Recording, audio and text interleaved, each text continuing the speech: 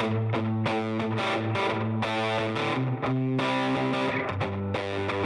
listening to the Cantina Cast, your home for thought-provoking Star Wars talk. Join Albert and Jonesy in breaking down the latest news, trailers, movies, and of course, your favorite characters from a galaxy far, far away.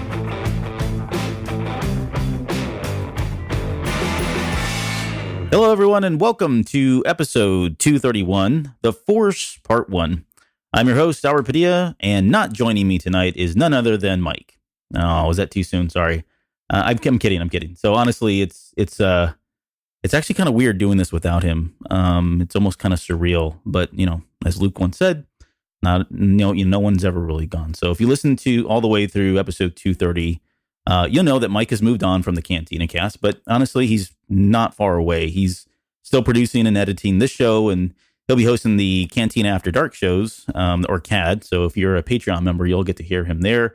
And then I'm going to have him on the basement from time to time, so you can still find him there and all of his Ewok and pork hate. So if that's what you really enjoyed, you can definitely get it. So, and though Mike has moved on to, Mai Tais and cigars on the beach or whatever he's doing at this time, I'm not going to be doing this alone. So please welcome everyone's favorite clone trooper, dance dad, all-American, all-Texan, Jonesy. Jonesy, how's it going tonight? It's going great, man. Had a great May the 4th, and I got to be honest, man, it kind of feels like the first time your parents leave the house. Yeah. And you're left alone. So Dad's gone. What are we going to do? Yeah, I know. We got free reins, and he didn't give me a whole lot of structure either, so that's his fault. So before we get started, I thought I'd just take a moment to kind of address just one quick thing, and it's kind of really what we're just talking about. And we've had some questions both in Discord, and I saw some feedback online from some of the folks in Twitter and Instagram, that kind of thing. And just wondering, what the show was going to be like and if there was going to be any changes going forward. And so you and I have been talking about this, and I guess the best way to summarize right now is I think there are going to be some changes, but nothing drastic. Right. Like, we're not going to change the show, and we're not going to be doing, weird segments or any of that stuff. It's going to still stay the Cantina Cast. And, that was one of Mike's requests, but right. Of course. And I don't know that I wouldn't want to venture into that too far away from that. But the last couple of weeks, Jonesy and I have been kind of mapping out the episodes, and we've got a pretty good, I guess, trajectory path in terms of where we want to go with the content. But I think what you're going to find is we're probably going to branch out a little bit further into the comic books and probably the main titles, maybe some of the spinoff titles, just because that's something that it interests me. And I think in talking with you, right. You've got an interest there as well. Yeah. So, and that would be kind of cool because I know, Mike was never really that big of a fan of the comic books, if fan was even a word he would use to describe himself. But, I think there's some good stuff there from times, and, it is canon, whether you like it or not. And it seems pretty harmless and innocuous at times, but I think we'll probably mine some stuff from there. We may do a little bit more in-depth stuff with like the television shows as they come out, whether it's cartoons, the live action, or whatever we get there. Maybe dive into the books a little bit more. We kind of started doing that just recently. I think with Phasma was really the first one that we did. And then when Jonesy came on, we got into the Last Jedi book, and I think we're going to kind of keep that tradition going. So, you'll see some more of that. Yeah, we've got Last Shot out right now, so yeah, we've got opportunities in front of us in a lot of different areas. Yeah, and I think I'm about a little bit more than halfway. I got a little bit more in this week, and that's not a reflection on the book. It's just there's been so much going on. But I know Jonesy's kind of started that as well. So once we get through that, expect the Last Shot kind of not necessarily a review show, but just talking through it and breaking it down. What else? Anything else we talked about that we may be doing? No, maybe adding in. Yeah, no, just trying some different things out.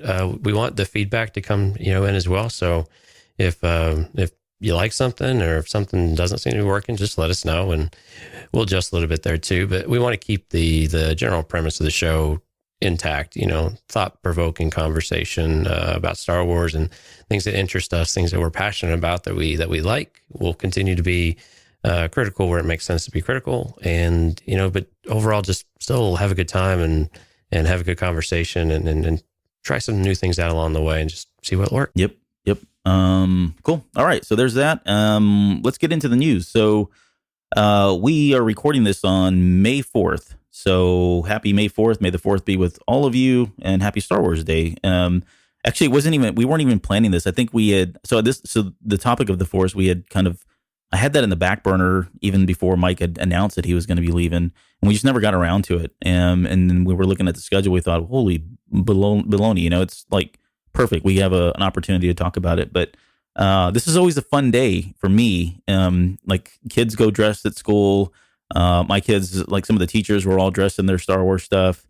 There was today. I posted a picture on Discord of, you know, we went out to get some like pepperoni rolls or something, and even the restaurant had they were showing Return of the Jedi on a huge screen right when you place your order. The sound was pumping through the entire place. They had 4 pepperoni rolls for $4, so that was the May 4th deal. So it's just a fun day. But I guess before we get into May 4th, I guess the big thing is the tickets went on sale for Solo last night at about 11 p.m. Central. Jonesy, did you get a chance to buy your tickets already? Yeah, I'm trying to get some of the crew lined up. So it looks like we're going to do a Thursday night, a little bit later in the evening. So probably 10:30 or 11 show. So I've got them identified. Seats are still pretty open for those really late shows, which not uncommon for shows in general. So not really a reflection of it, but then I've got some friends that want to go again on Saturday. So we'll on the 26th. How about you? Yeah, I picked up one ticket last night at about 11 p.m. and I told my wife, I said, this is for research purposes, so I'm going to go by myself. Which she just looked at me like, shut up. But bringing your notepad with you. Yeah. So I got my one ticket right now, and then I haven't bought any other tickets beyond that. But I'm definitely going on Thursday. That's the 20. Is that 24th? 24th. Yep. Yeah, 24th. So Thursday night, I've got a 7 p.m. showing.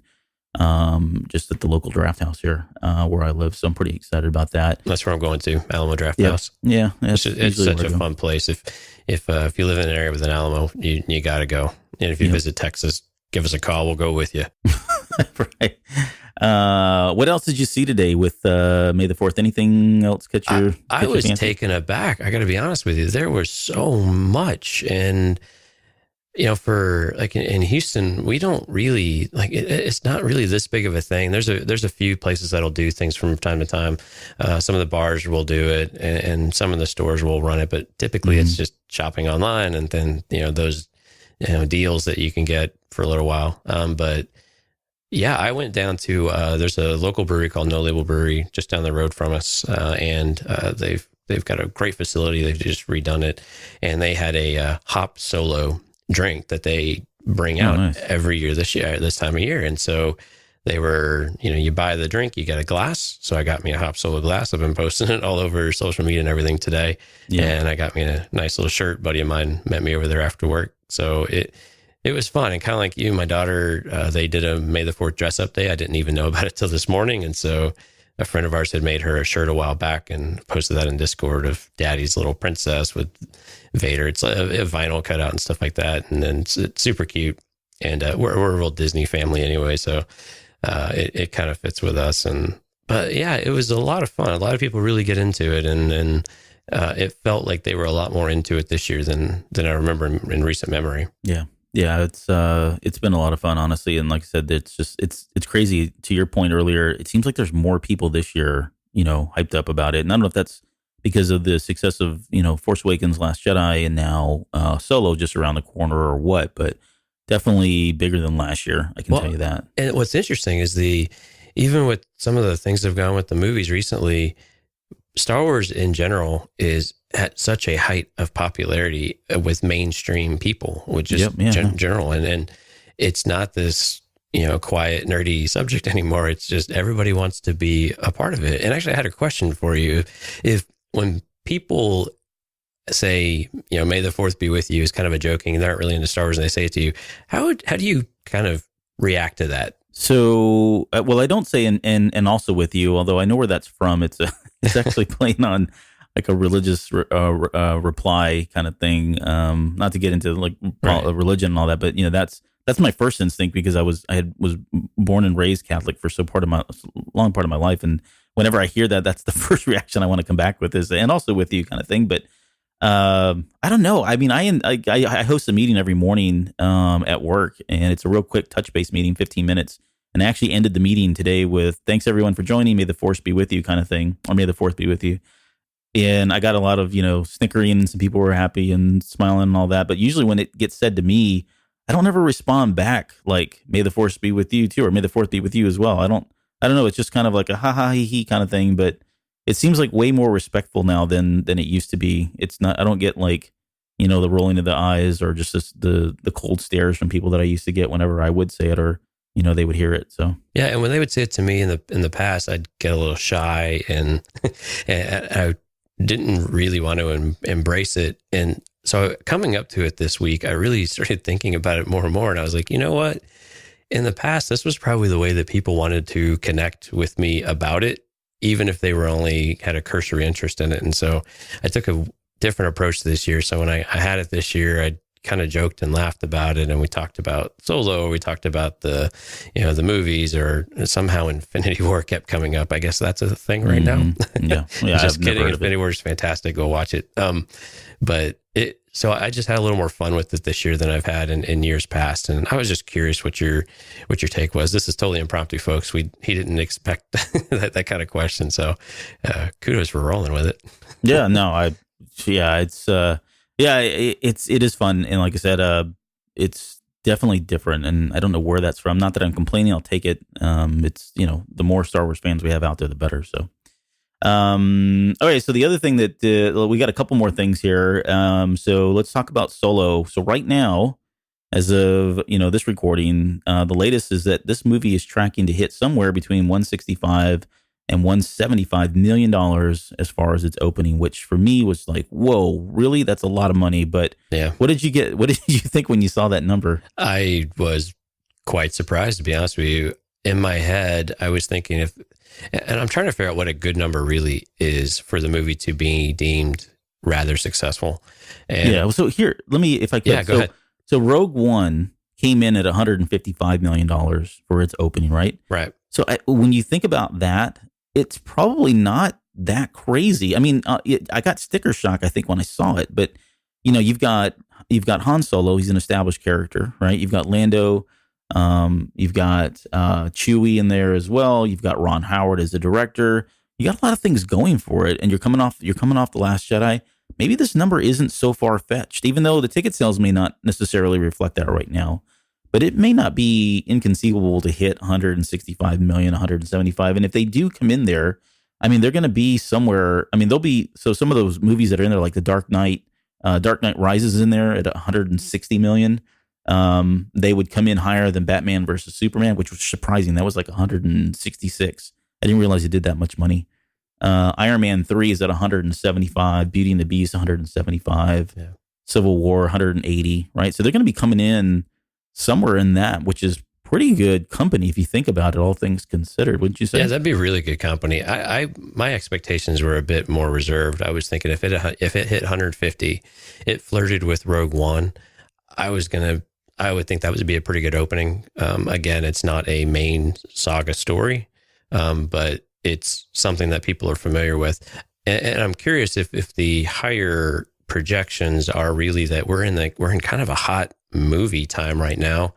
Avengers is doing amazing. Deadpool's coming out the week before. And then you got Solo to follow that right on its heels a week later. So it's, you've got this kind of snowball effect. And so, and they're all a little bit different movie too. Actually, some are very different. And so maybe it's just this, people are getting hyped up, getting into summer, that first Memorial Day weekend. Expectations might be a little bit higher because of the holiday weekend. So, if it hit 170, that'd be fantastic. Cause like you said, those movies, that's pretty good company. And even if some of those were several years ago, I think that would constitute a success. And then we'll see what the reviews look like to see if this thing's got some legs. Yeah. That's really the big question. Is it going to have the legs to continue on beyond that? Cause I don't think it's not hard. Probably not that hard to hit that number, but the sustainment from there on, I think, is where this is probably the more interesting story. Have we seen how many screens they expect to release it on? No, I didn't catch that. That's always a big thing too, right? These movies keep getting bigger and bigger because they keep releasing on more and more screens. Somehow that seems possible. It seems like they would have peaked out on screens, but I know in our area alone, we've got, I think, 2 new movie theaters. They will come. Yeah, more theaters popping up too, especially these movie studio type girls. Yep. And so to get them there, to get them to that number, we've been hit like this last week, the last 3-4 days has just been insane. Like I've called it the solo tsunami. It's huge. There's so much out there now. Yeah. I mean, we've gotten so many. I mean, we're not going to get into everything tonight for a couple reasons. One, we don't have the time. We could probably do a whole show dedicated just to the amount of media and the marketing stuff that's released this week. But two, some of this is borderline like spoiler-ish. In fact, if you've seen some of that, you're like, whoa. Yeah, they're really walking that line in terms of what's spoiler and what's not. And we say that we've got limited context right now, but there are definitely things that if I saw that, and I was trying to stay away from spoilers, I'd be pretty upset based on, what they're showing. So, so we've got they did the solo featurette, this little like 2-minute kind of behind the scenes thing that they did. They've got the Donald Glover Tour of Orlando's Falcon, right? That was kind of like the Cribs, the MTV Cribs. Oh, it was great. Yeah. Right. That was fun. And that was probably the fun. I mean, that one's not really it's not. It's not spoiler. I don't think it is at all. But but that one was really good. We had the Ron Howard on Star Wars show and doing the Arrested Development spoof, which so good. Was absolutely hilarious if you're a big Arrested Development fan. You don't even have to be a Arrested Development fan. No, that's true. That's a good point. Yeah, you don't have to be. It's just good, clever humor and good use of editing and cut. It's just fun. Go watch it if you haven't watched it. You can find it on YouTube. Fantastic. Yeah. Yeah. And they have, they're doing a Roar for Change. So this is kind of like a Force for Change, but only it's focused around Chewie.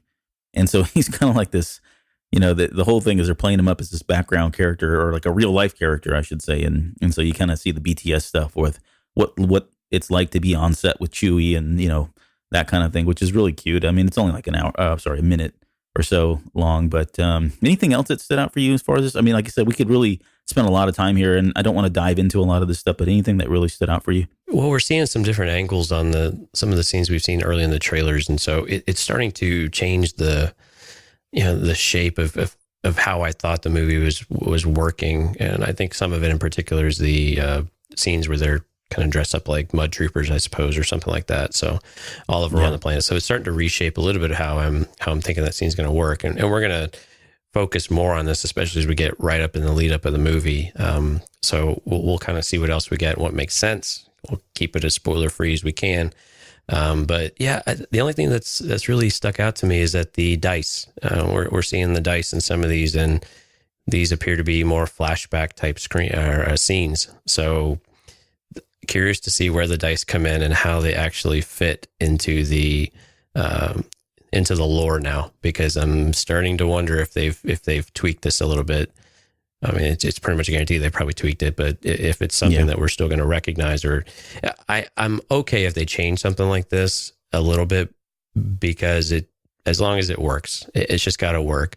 I can be flexible with the changes for the expanded universe that we've grown up with over the last 20 years, but let's just make sure it works, make sure it makes sense, and those types of things, and I can get on board with that.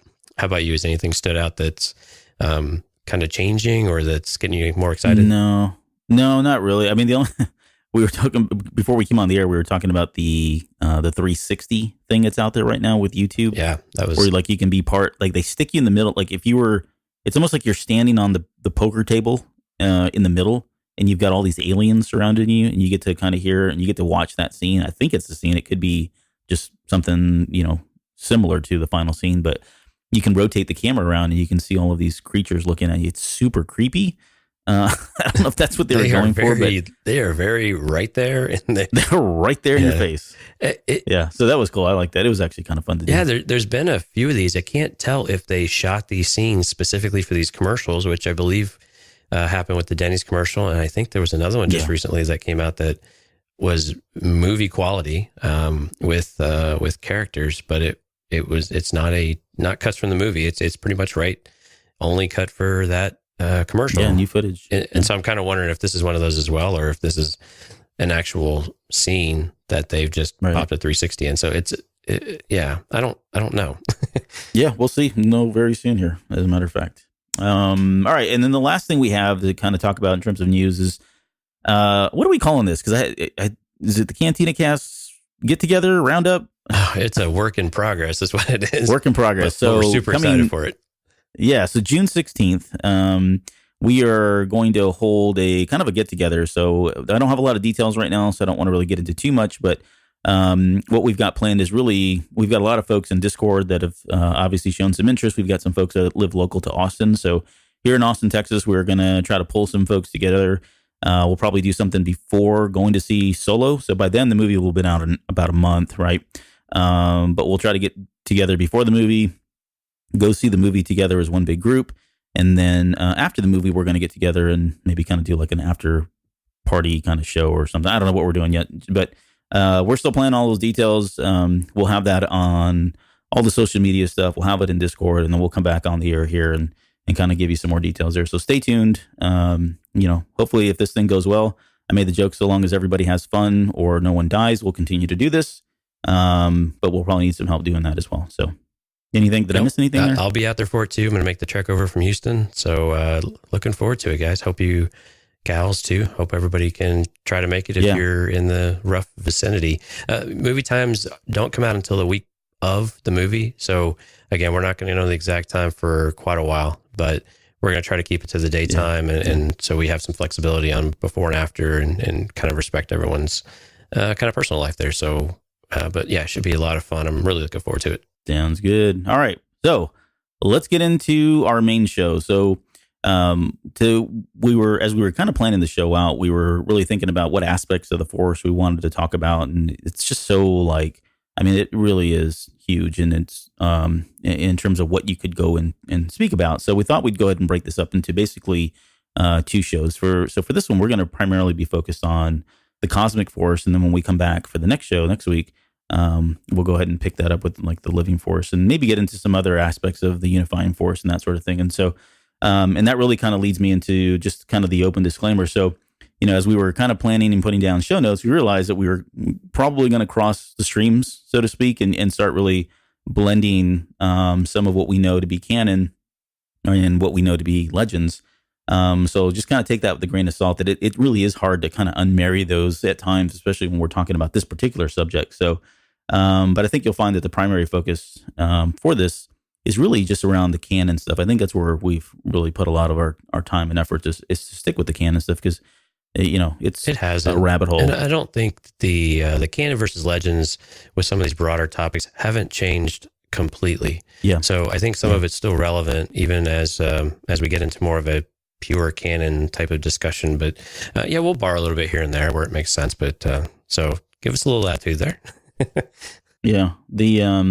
So when we talk about the Cosmic Force, and the one term that always comes to mind for me is, the will of the Force. And we've talked about that on a number of episodes, but that really essentially is what, when we say Cosmic Force, we're talking about the will of the Force, something greater that kind of controls or drives in a lot of different ways. And as we discussed on the show, there's an argument that could be made that much of what happens in the galaxy is completely, preordained by the will of the Force. And so Jonesy, I thought maybe we could open up tonight, just kind of very broadly, high level, talk about, the sort of the will of the Force in our own existence, back here in the real world, because, I kind of mentioned earlier on the show, in my religious background as I was growing up as a kid, it was always something that was, made very clear to me that things happen, quote, for a reason, right? That there was a higher purpose out there, and that while we're given free agency to make decisions for ourselves, there was a larger narrative at play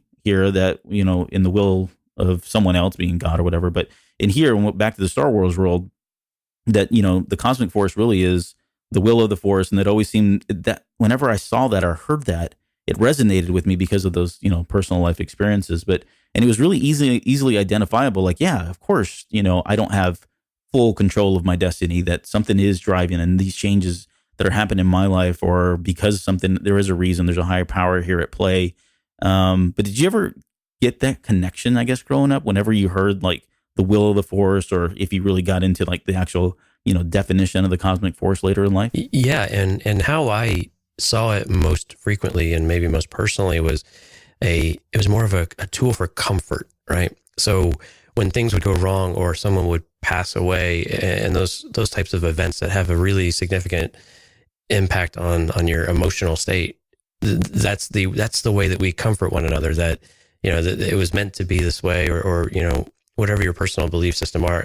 A lot of that growing up, especially here in the South and Texas, I was raised Southern Baptist, so we had a lot of that. But the idea of that comfort of it, that there is a purpose, there is a driving force. You are meant to do something. Everybody has their place to accomplish something. Was very much a driving force, especially my upbringing of what we could. And what's interesting, though, and we see this with the in the Star Wars series too, is that breeds conflict for those that don't want to have that pre-planned out for them too, right? And that's what I struggled with. Was I don't necessarily want my whole life planned out for me. I want to make decisions and I want to have this flexibility, but that balance between the two is really interesting. And that's where I was, when we brought this topic up, I was like, oh, this is something that we've seen, that dissonance sometimes. Sometimes they parallel up, and the times we've seen them really join up have been in usually these moments of comfort. At least that's how I've seen it, in my own experiences.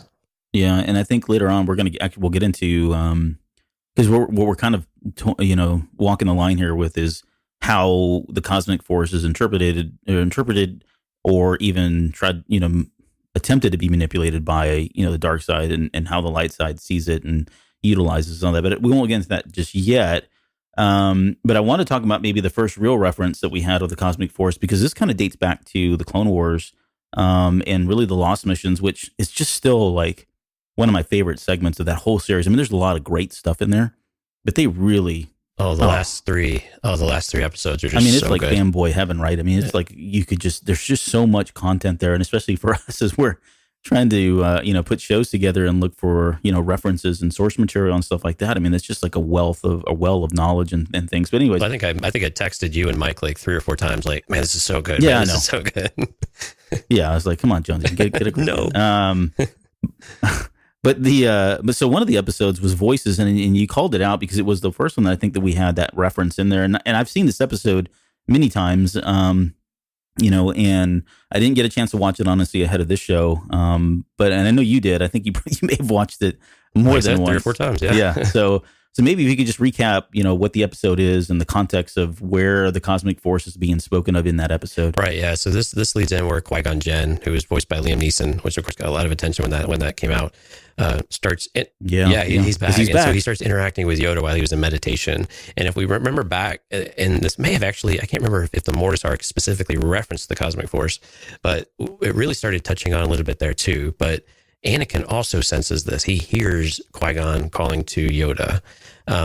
But the Jedi really are, when Yoda mentions this, the Ki-Adi-Mundi in particular said this is impossible.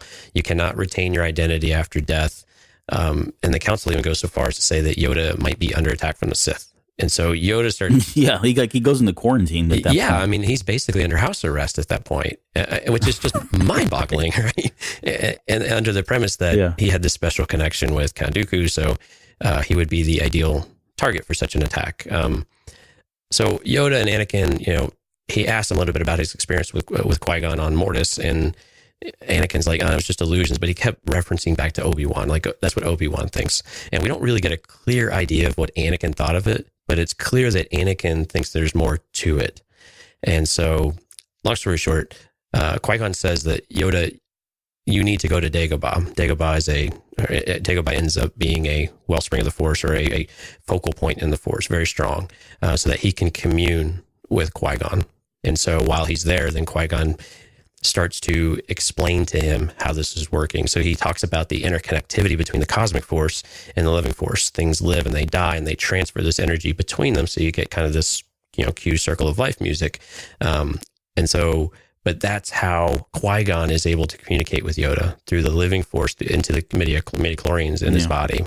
And so that's where we kind of came back to midichlorians. Yep. So that's kind of the episode in a nutshell. Yeah. So speaking of midichlorians, is that really a controversial subject still? I don't really think so. I think most people kind of forgot about it. Sorry. To be honest with you. Yeah. Except us, right? But I think most fans have. But I want to talk a moment, just a little bit about Anakin Skywalker, because they hint at it, and you mentioned it. Anakin kind of hears Qui-Gon's voice, and I don't know if they ever really explain it. And correct me if I'm wrong. I don't know that they ever really get into it or explain why that is. But No, that I don't remember. At yeah, least. and so I mean, my own like headcanon theory was just simply the fact that that this really dates back to Anakin's birth and how he was born of of the cosmic force, so to speak, right? I mean, that's where really he came from, kind of thing, and so maybe he's in tune in that way that because he has his midichlorian count is so high. I mean, in the Phantom Menace they mentioned 20,000, and it's more than Grandmaster Yoda and all of that, but maybe that's where, because he has such a high count, he's more in tune, right? He's got like dolphin hearing. He can hear these things when normal people can't because of his midichlorian count or MIDI count or whatever. But I guess one of the questions just around midichlorians is that there's always been these debates, and I've gotten into them myself, but about whether does the midichlorian count really play a role in how much potential somebody has with the force, or what how much can they manifest because of it. So I'm going to throw it out to you just real quick here, but based on that, from a canon perspective, if you were to rate Anakin, would you rate Anakin as like the most powerful Force user based on his midichlorian count, or is it really just about potential, or do you think there's more there when you talk about those kinds of characters? For me, it comes back to potential in his case specifically. The way that I had interpreted midichlorians, and this is just me, and this is probably pretty far off base, I viewed it as how loud something is to an individual. And I think this is kind of what you were just explaining a little bit too. So the more sensitive you are to it, the more these ideas, or the more you can hear, the clearer you can hear certain things, regardless of what you can actually output, but what you can bring in and what you can interpret, what you can understand and reason and push yourself beyond. And I think we see a lot of that in Anakin, where he is never satisfied with where he is at for the most part. And he always thinks he can do better. He always thinks he can be better than those around him as well. Of course, that's you start getting into some pretty sketchy lines there when you start going that a little too far. But that's the way I had always viewed it. I hadn't viewed it as much as an output, but more as this input and ability to interpret it. Now, but the thing with Anakin though is he had so much noise in his head that it starts to break down, right? And you can't focus. And then you start saying, okay, how can I focus? And that's where I started to see some of those things start to stray for him, not to get into an Anakin breakdown, but that's kind of how I interpreted the midichlorians and how they factored into to some of the stuff. Yeah. And so the reason I even asked that question, because one of the things that, we were kind of wanted to talk about was where we saw examples of the cosmic force in play. And I've already kind of alluded to one here where you've got Anakin Skywalker, who was born of the Force, high midichlorian account. There's probably some direct relationship with the amount of midis to, your potential in the Force and what you're able to do. And of course, we never got to see that manifest with Anakin because of what happened to him. That's, again, my own kind of headcanon is he never really got to really reach that potential for a lot of different reasons, both physical, mental, personal, spiritual, that kind of thing. But right. But I threw that out there because on the counter side of it, there's an argument that you could make that when, going into The Force Awakens, and we had that one trailer where, it's Snoke saying, have you felt it? There's been an awakening in the Force. And this is where the cosmic force comes back in, because that really was, and I think we know this now to be true, that really was the cosmic force awakening something in someone else, right? It was self-correcting. It was kind of course correcting. And it was empowering Rey, with cosmic force power, I guess, as a way to kind of right the wrong, right? You had the Skywalker line that was still going on. They were, and the guys have talked about that on the show, prior to us coming on. So this isn't revelation for anyone that listens to the show with any regularity. But, there's an argument to be made that the Skywalkers really were kind of like this anomaly. They were a glitch in the Matrix, so to speak. They were the Neos, if you want to relate it back to that particular movie series, but they should not have been there.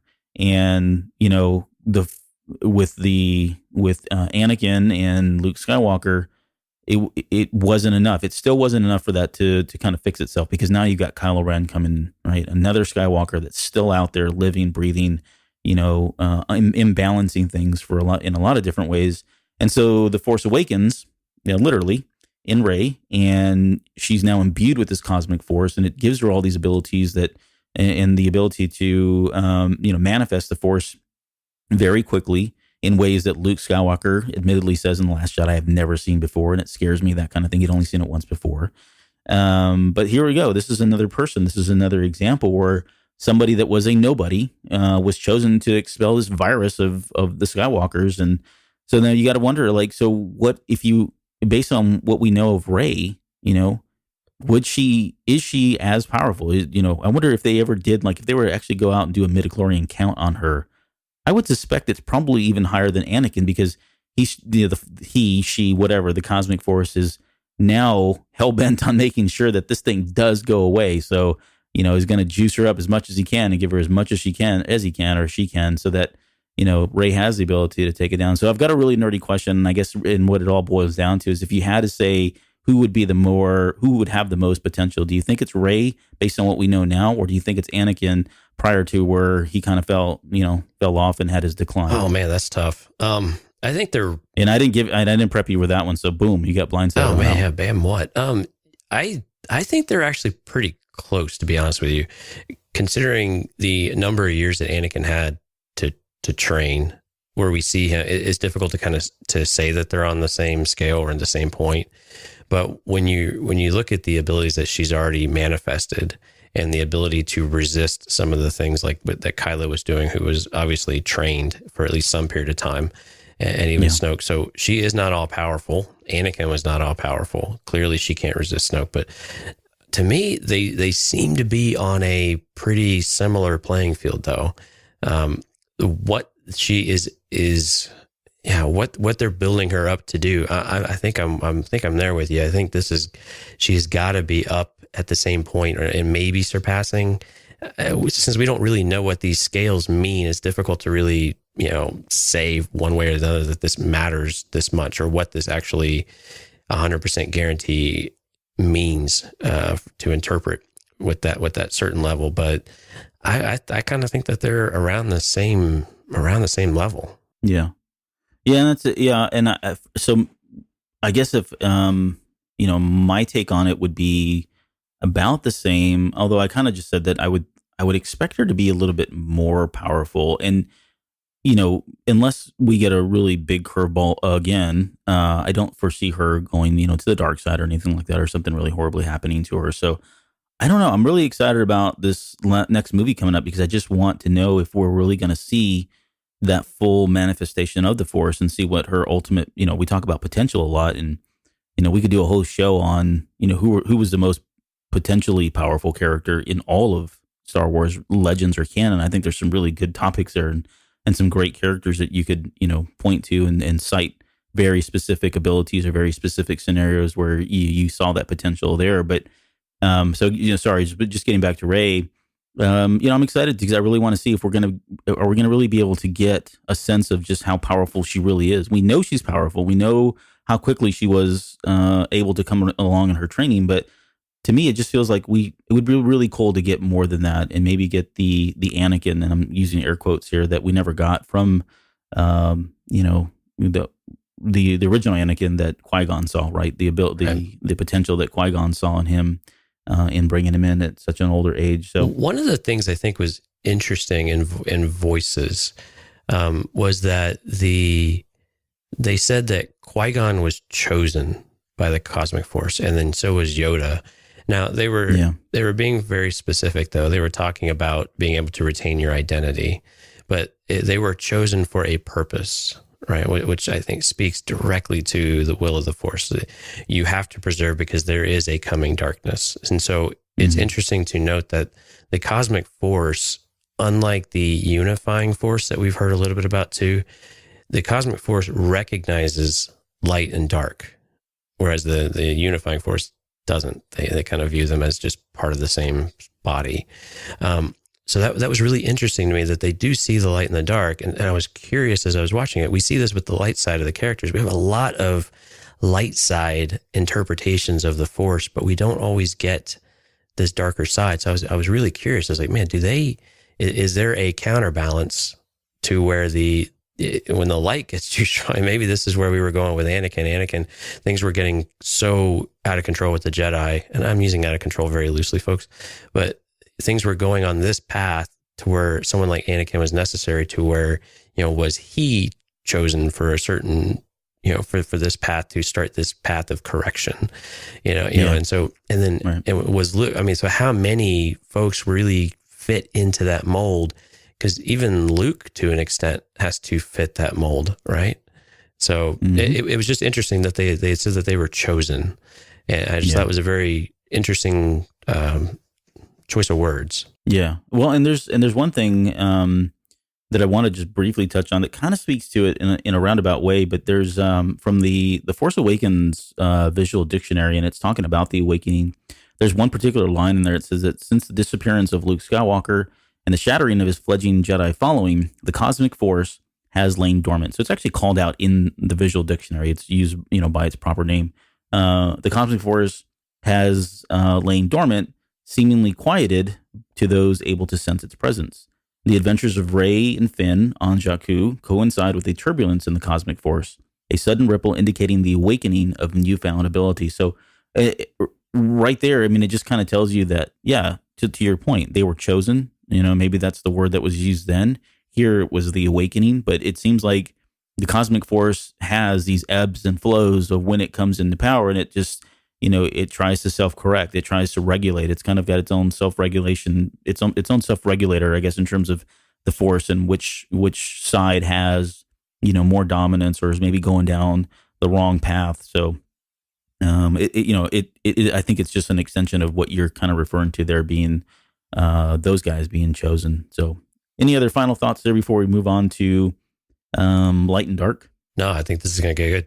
All right. So I wanted to take a moment just to kind of talk about the cosmic force and break it down into two very distinct buckets, if you will. So namely, a light side and a dark side. And so for the cosmic force, as it pertains to the light side users, so I guess one of the questions I have right off the top is, how would you say that like either one of them, do you feel like the light side or the dark side is directed by, are they more in tune with just falling in line and saying, you know what, I have, I'm going to allow this thing to kind of control my destiny? We've kind of already spoiled this a little bit, but do they, which side feels more comfortable in allowing that to happen? Or, what do we know in terms of the impact that the cosmic force, has on them, specifically, again, the light and the dark? Any thoughts there on that? Yeah, I think that the light side and the Jedi in particular, I mean, there's such pervasive use with destiny.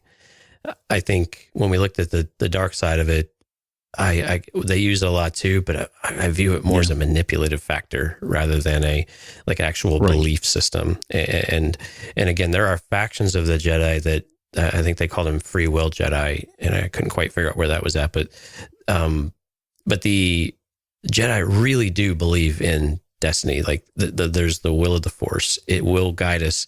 It will tell us what we need to do if we just listen.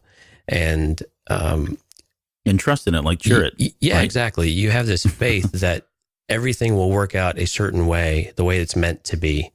And I will play my part in that. Unfortunately, what we started to see was that the way that you get there, you've started to go astray. And so we saw that really with the Clone Wars, right? So the Jedi really probably should have never gotten involved with the Clone Wars. Now, you can challenge that it was the right thing to do to get involved, to insert yourself into a coming conflict, but they had this belief. And what's less clear about the Clone Wars is why they felt it was necessary to get in there with the will of the Force in general. Like, did they stop and think that this is the path we are supposed to be on? Or was it just this idea that we've got to protect everything and everyone, and that type of that type of belief system where you develop that personally? And I got to be honest, some of this seems like as they've grown less attached, they do start to put themselves on that pedestal of like, okay, I am the protector of this. And you had some that dissented, but in the end, no. And it's not clear who actually argued for the Force, for the will of the Force, especially for the Clone Wars itself. Because I reference that because we have so much content that leads into it, and we've seen a lot in the show and everything. Yeah, and I think so. Kind of on that topic, whether or not the Jedi felt like this was the will of the Force, or they really just didn't have any other choice. And I always think back to, right when Yoda's line of the Clone Wars have begun kind of thing. And he's got that look on his face, where he doesn't seem okay with the idea, and more than just, oh, we're now at war kind of thing. But I always took that as like, this isn't necessarily the will of the Force, but given all the circumstances, I don't feel like they really had a choice. And I think he acknowledged that, and he understood it. He probably had some foresight into, what that was going to look like, and some of the ramifications and some of the downstream impacts of actually having to go to war and suddenly be, the guardians of the galaxy, so to speak, and doing a lot of these things that they were no longer the peacekeepers. They were the soldiers. They were the front linemen. They were down there with the clones and all of that. But I think that had to have been really hard for him and a number of other Jedi just to be able to suddenly say, is this really the will of the Force? Because I think if you were in tune with the will of the Force, you would probably know that maybe that wasn't there. There could have been probably other paths, and maybe that's where the onset of him really understand, or starting to really kind of wonder where this was coming from, that there probably was another factor at play here, meaning Sidious, right? Meaning the dark side, meaning someone who doesn't accept the will of the Force, but tries to manipulate that and tries to control it, right? They're the ones that are very different than the Jedi. The Jedi are very accepting, and I made the comment of Chirrut, right? The Force is with me kind of thing. When he's repeating that back and forth and he's walking through all those bullets, he's doing that because he truly believes that if it's his destiny to go out there and hit that button and do all that, then, who's going to stop him? It's not going to be the laser bolts. It's not going to be these shore troopers. It's not going to be anyone. Someone's the will of the Force, the cosmic Force, is protecting him. It's guiding him. He's seen it. He knows what he needs to do. He has nothing to fear. And so he goes through and does that, right? That's very different than the Sith and what their perspective of the cosmic Force.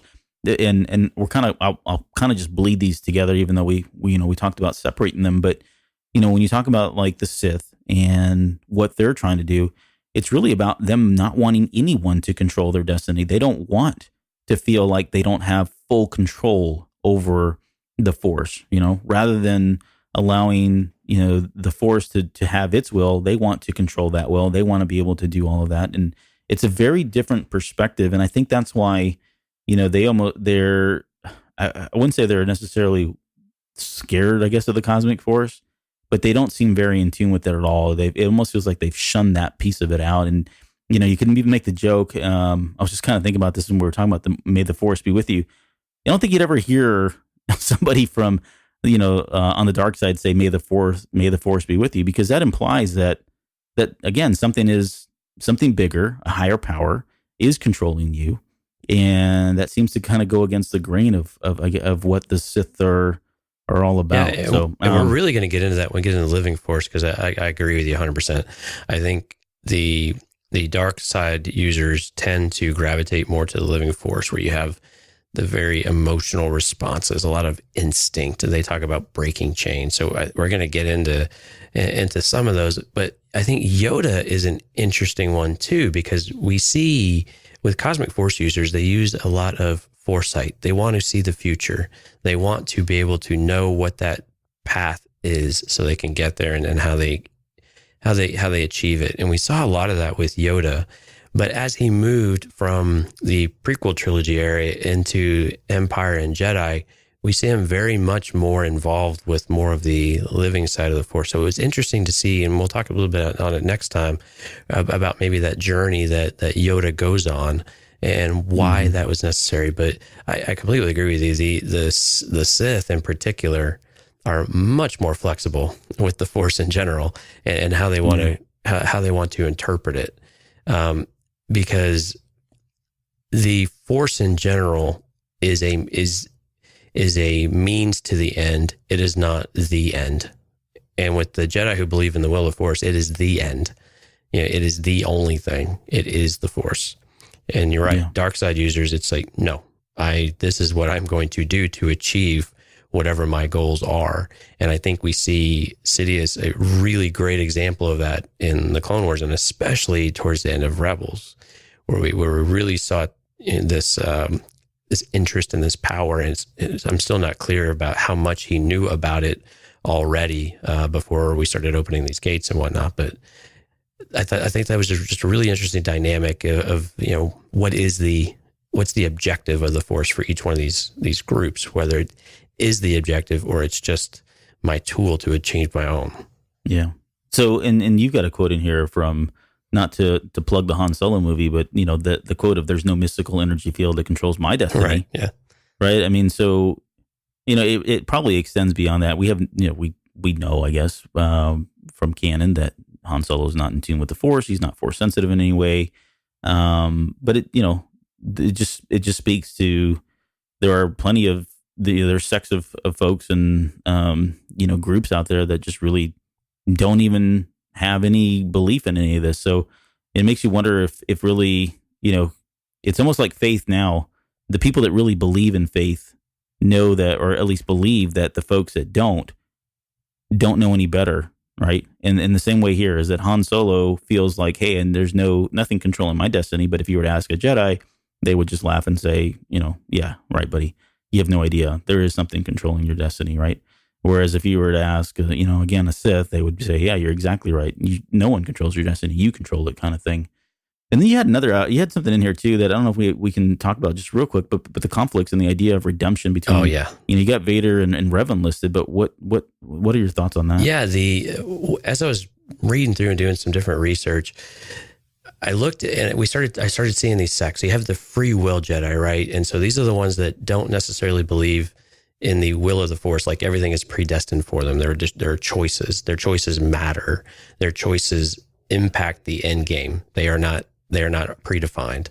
And so the Revan and the Vader conversations are really interesting to hear, because these shifting between the dark and the light, whether that's a preordained decision, like, no, the Force willed them to be dark for a time and they have willed them to be light now. And they were dark because of, they had to learn something. It wasn't that they fell. It was more that this was meant to happen for reasons A, B, and C.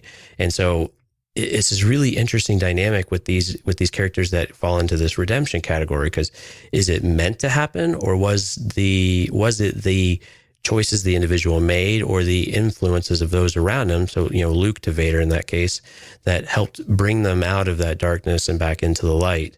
And Revan had I don't know, they're not parallel stories or anything like that, but he went from the same thing where he was light, dark, light.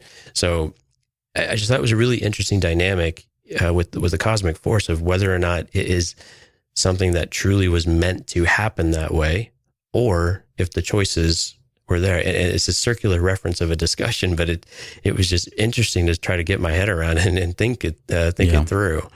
Yeah, and it's like we talked about earlier, right? Drawing that parallel back to real world here and faith-based religion and all of that. I mean, this is just one of these age-old kind of topics that people ponder all the time about whether or not, how much of it is free agency, how much of it is really you thinking you have free agency, how much of it is the will of a higher being or a higher power, whatever your religious beliefs are, or if they're not, right? That's another argument. If you have none whatsoever, is that really the case? We don't know. And I'm sure it's the same thing in Star Wars land. I don't know that anyone conclusively can prove that, one theory is true and one theory is not. And that's why we've got all these different interpretations, and we've got all these, flavors of the Force and how they kind of play with one another and align with one another. So getting into, at this point, just getting into the dark side.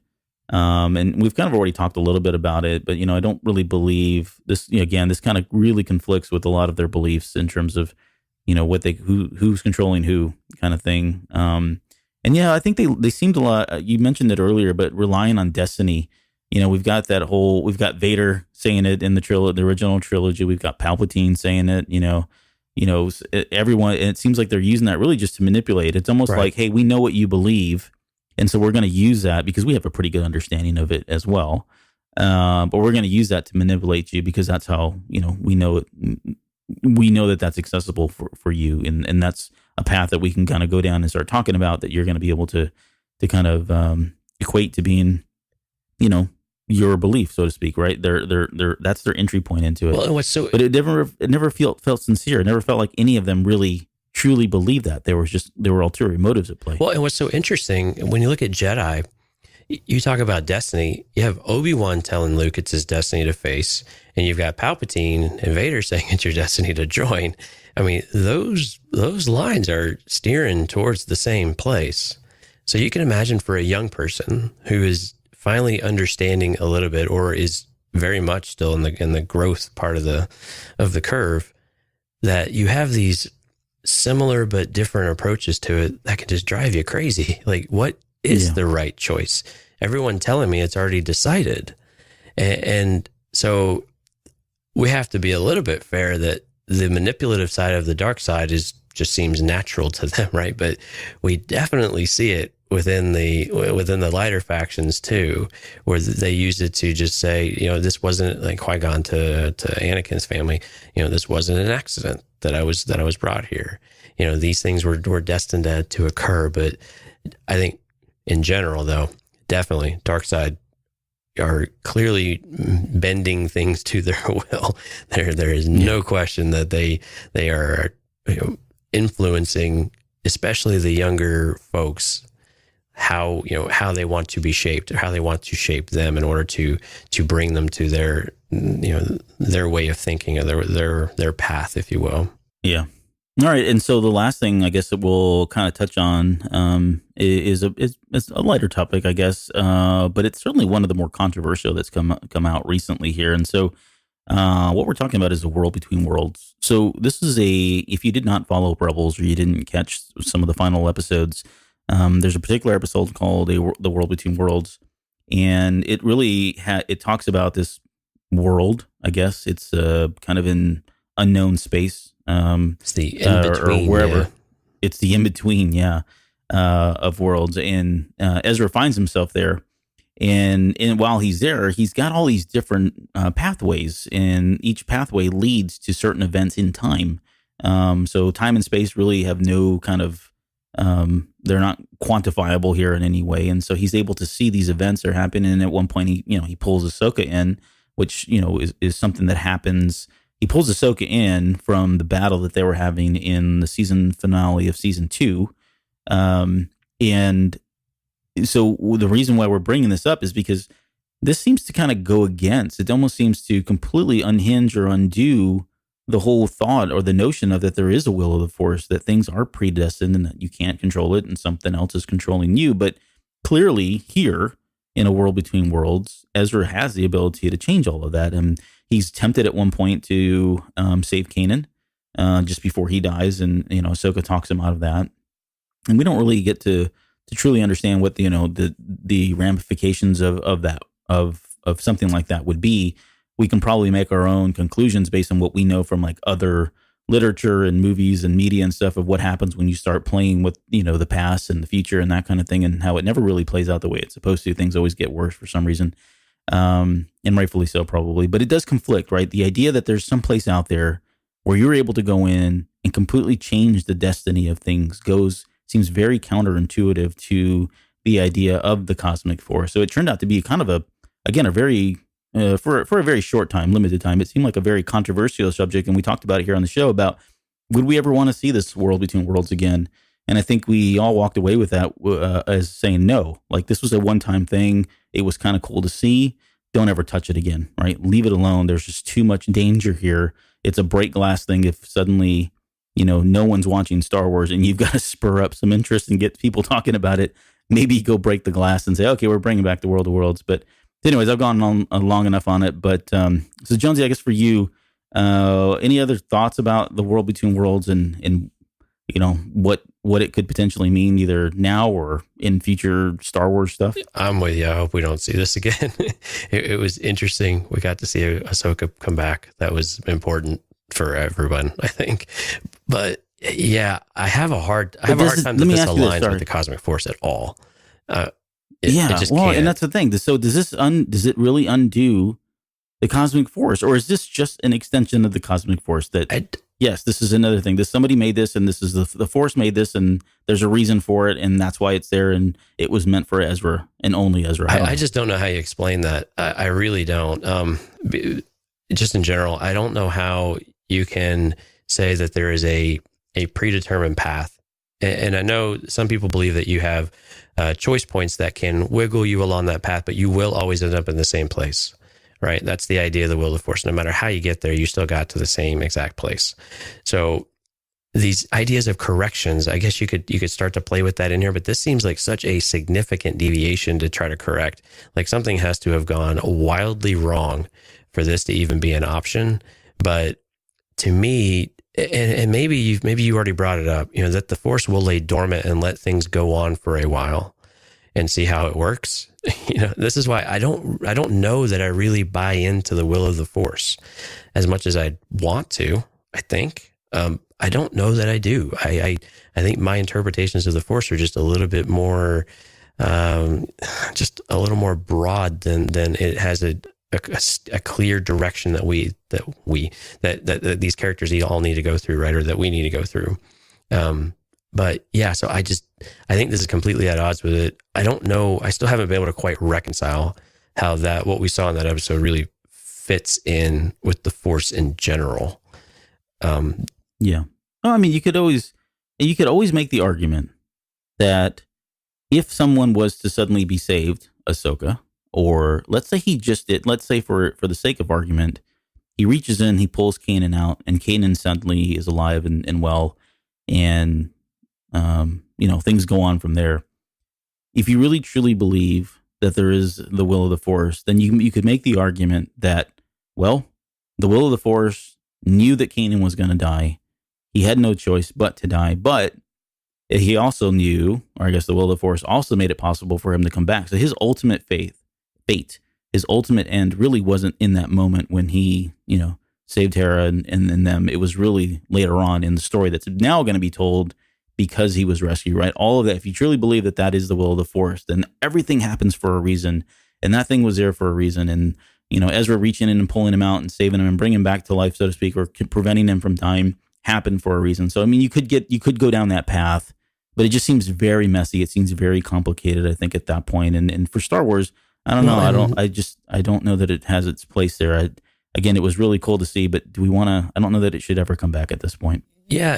But when we talk about how the cosmic force rather is this constantly evolving or constantly moving of energy between the living and the cosmic realm, that's where I want this to be, right? As a fan, right? That's where I want this to be. I want it to be in that realm, not in something that can be completely distorted and manipulated at will under like the most special of circumstances. But I really like this this connection, right? And I think this is what I think people in general really want to believe in, is that you have this connection between the real and the spiritual world, if you will, that still allows us to have this our very essence feeds itself as we grow and as we die and as we breathe new life into different things, right?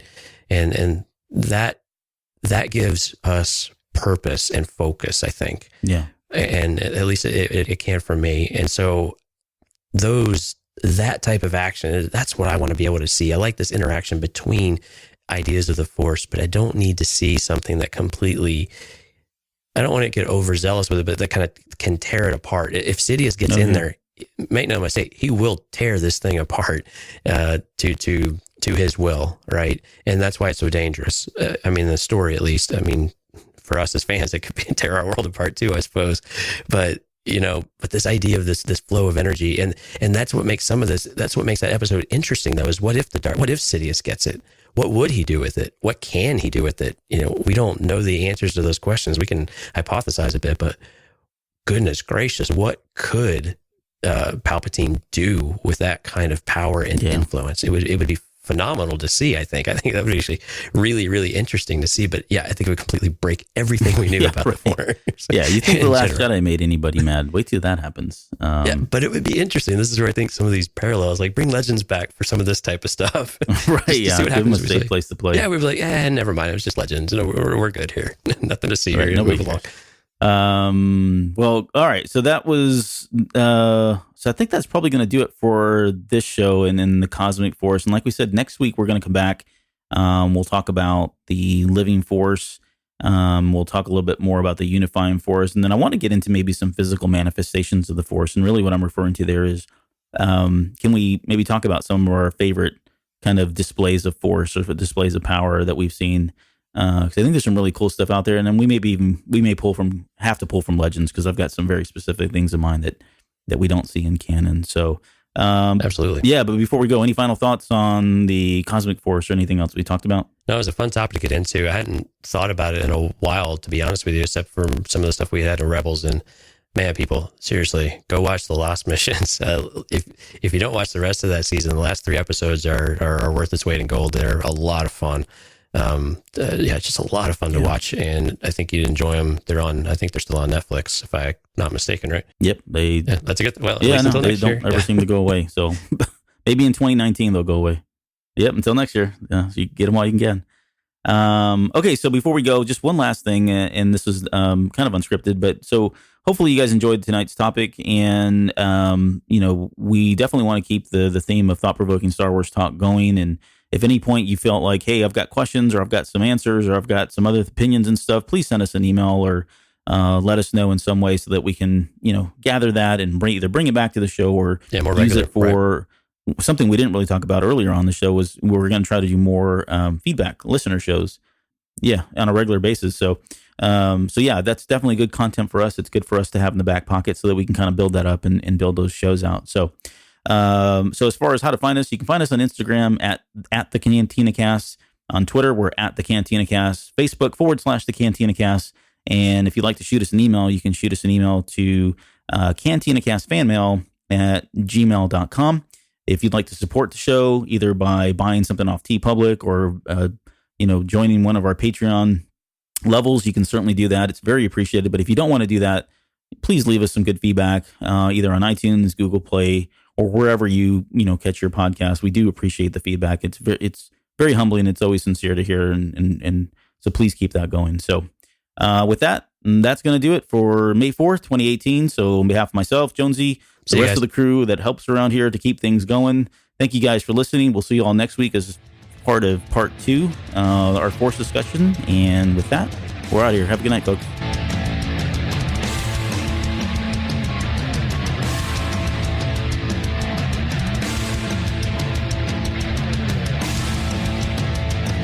You're still listening? Wow, that's amazing. Well, I'm here to give you the disclaimer. Normally we do a big, long, drawn-out disclaimer thing saying what's what and who's what and all that other stuff, but I think you guys kind of know that Lucasfilm and Disney have no affiliation with us at all, and we have none with them. We talk about Star Wars, which is their property, and all that other good, fun stuff, but I think you can tell which is our stuff and which is their stuff. If you can't, well, then send a lawyer to send an email to me, and I'll be glad to chat with them. Other than that, you know what's what, so that's your disclaimer.